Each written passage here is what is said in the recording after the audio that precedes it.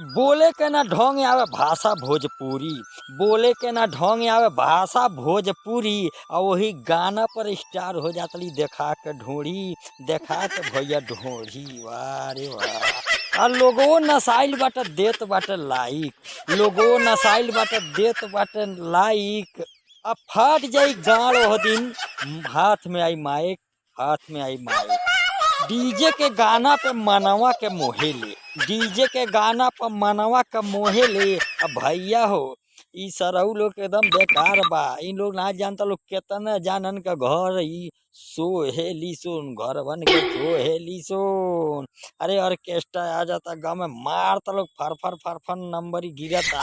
घर बेहान मेहरारू 10 गो रुपया लइका मात्र तो कत लोग कहाँ पैसा रे पैसा धैल और रंडियन के लुटावे खातिर पैसा बा। ए भाई कहाँ दुनिया जाई ले फर फर।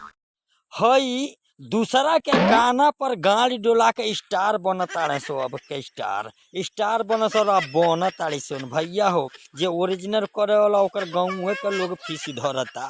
गाँव के लोग नाई देखता न घर ही के लोग देखता है।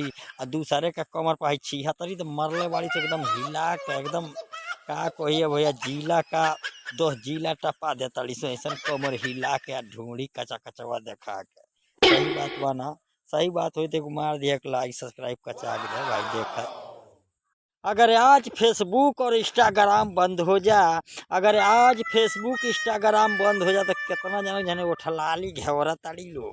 उठलाली घेवरा ताली लो। गाँव में साल भर के बाद यही रंगो ना मिली, रंगे खातिर रंगो ना मिली। अगर इंस्टाग्राम बंद हो गई तो यूट्यूब पर साधन ना सक्सेस होके वाला बा। जे गान दिखाई हुआ होई दूसर केहू ना हो पाई भाई लोग इतना।